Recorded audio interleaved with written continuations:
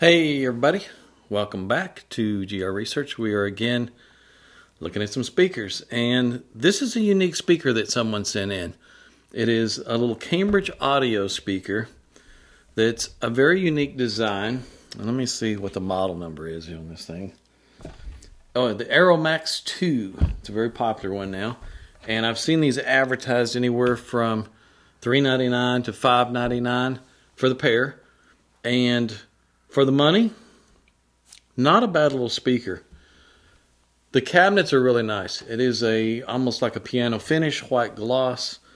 Looks really nice, and I think they offer it in black as well. The unique part about this thing is they're using a wideband driver, or what some people call a full range driver, to carry the primary load of the signal. And then they're using this woofer to cover just the lower region, and it feels like a paper cone woofer, which I like. I don't care much for the stamped steel frame. It's a very inexpensively made woofer, but not necessarily a bad woofer. It's an interesting design. So there are pros and there are cons, and this is not overall a bad driver. It just won't go down very low. And when you're designing wideband drivers or full-range drivers like this one that we've worked on for quite some time, this is the new LGK 2.0 that we offer. If you want one to play over a wide range, like this one will play full range from 20k hertz down to about 80 hertz, you give up sensitivity a little bit to do that. So this one is about 85 dB sensitivity, and it'll play flat for that whole region. In fact, let me throw up a measured frequency response of this little driver that we did in some of our test boxes. And one of them, I used a compensation filter. It brought it down to about 84 dB.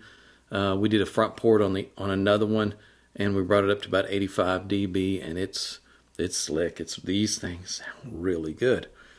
And it's great to use it as just a single driver, especially for a little desktop system or something like that. They sound phenomenal, but they're not a big speaker. And could you make one into a big speaker? In other words, use a wideband driver and then use a woofer along with it to give it the sound of a full-size bookshelf. Yes, you can, and there are pros and cons. Now, with this little driver, after step loss compensation stuff, again, you're at 85 dB. What they did with this little driver is they brought the sensitivity levels up. But when you do that, you give up low-end extension, which is no big deal because they've got a driver there to cover low-end extension. So, sounds like a good idea, right? Again, pros and cons. Think of it this way, too. The speed and resolution of a driver like this compared to, say, a soft dome tweeter. And a soft dome tweeter, because it's smaller, as the diaphragms get smaller and smaller, the off-axis stays wide, even up to a higher frequency range. If your full range driver is this big, then as soon as you get off axis a little bit, the highs collapse and start falling apart, and it starts to beam on you. So the function of how wide the dispersion it is directly related to how big the diaphragm is. In this case, it's about it's a little more than 2 inches, I think, across, close to 2 inches from the center of the surround to center of the surround. They may list it as a 2.5 inch diameter driver or something like that. This one is listed as basically a 3-inch driver. It's pretty close to the same size. So you give up some off-axis response, which in some cases is not that bad. If you get into an overly bright room, a room that's not treated very well, it may be good for you to have something that has a little narrower response window, a little that is not so wide in its dispersion.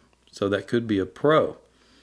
The con in this case, one of the cons is the crossover point is right in the heart of the vocal region. So you're splitting the vocal between dissimilar drivers with a little bit of offset, and you're creating a phase shift right in the vocal region.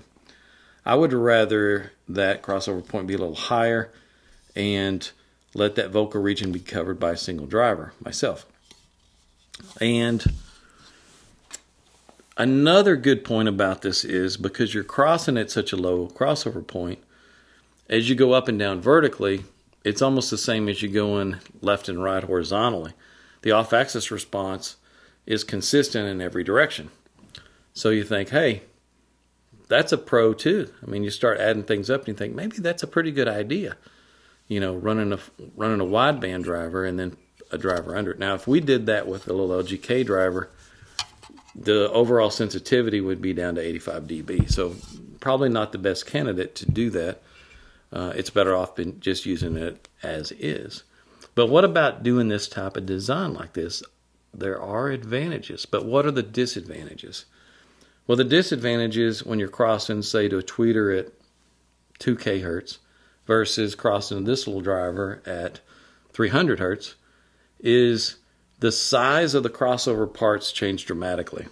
The coil becomes a 6 millihenry inductor instead of a 2 millihenry inductor. The capacitor is a 82 microfarad instead of a 12 microfarad. So the cost of the parts go up dramatically because the size of the parts go up quite a bit. So there's the difference in cost of the parts, and then to get quality parts in those bigger values, now you're really starting talking big bucks. So what did they do here? Well, they did a low order filter, first order on the little wideband driver, single cap, 82 microfarad Bennett poly cap.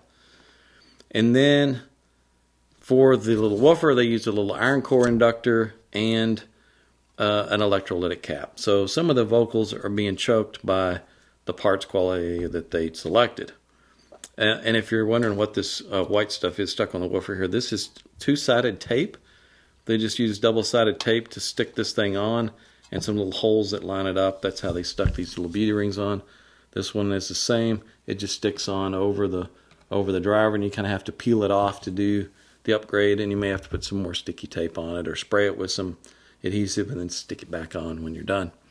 So let's look at the frequency response on these things. Overall frequency response, pretty smooth. It's a little choppy up at the very top end in the top octave, but not bad. I decided to wire the drivers directly out the port and set everything external, and I designed something for it. Started messing with it a little bit, and what I came up with in the end was almost exactly what they came up with as well. I used a air core inductor on this model, and I think it was one of the larger, it's one of the larger air core inductors that we stock. And I kind of went by that produced a nice smooth response, and used a little bit smaller cap on the wideband driver to blend it to it. But overall I did the same thing they did. I did a second order filter on the woofer and a first order filter on the wideband driver. So if you look at the crossover response, you can see where they fall, where they sum. I know if you look at the top end, it's a little more jagged because I was measuring it without this little rubber ring around it, and I played a little with damping material behind it to try and see if I could improve anything there. So the top end differences are just what you see there. So if you did the upgrade and you do the before and after, and you peel this off and you stick it right back on, the top end is going to be exactly the same. The impedance is exactly the same. The spectral decay on this thing looks really good. It's a really clean spectral decay. And this is with their network and with my network. Again, my measurements and their measurements when I was done, looked exactly the same. I didn't change what they did. There's no reason to. They engineered it really well. They just used some really inexpensive parts on the little woofer, just like the little stamp steel frame. They're trying to meet a price point, and a price point of $3.99 a pair to, I've seen it $5.99 a pair.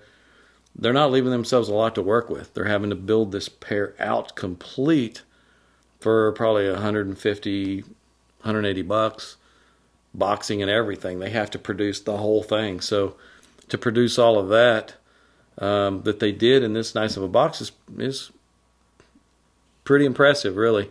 If they would have put the level of parts that I'm going to include with the upgrade, it would have been double the price. So they did a good job hitting their price points. Let's look at the off-axis frequency response. It drops off really smoothly in the horizontal off-axis. And in the vertical off-axis, remember I talked about how it's crossing at such a low crossover point.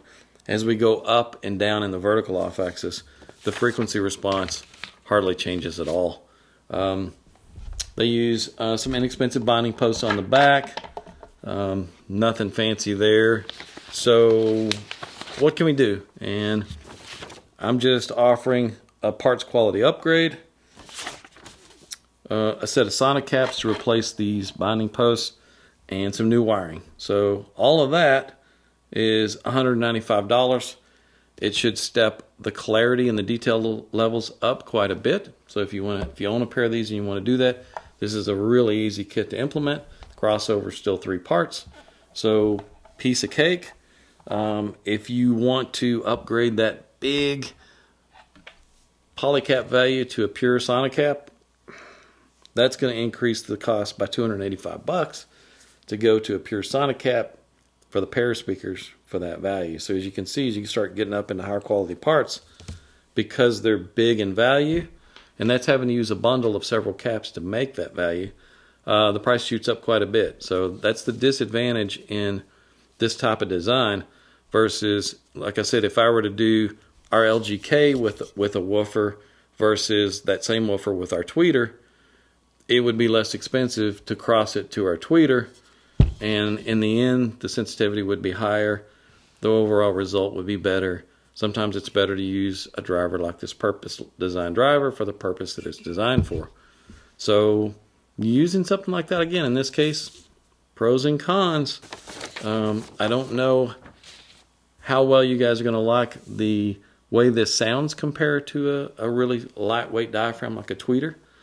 But it does have some things going for it. Again, the vertical off-axis responses are going to be good. The overall build quality of this thing is pretty good. So up to you guys. It's not the end-all be-all of anything, but for the price point that they offer this at, it's not bad. And with a little upgrade of the parts quality, might be pretty surprising. That's about it on this one. And thanks for watching. Hit the subscribe button if you haven't, and tune in for the next one. I've got more videos coming.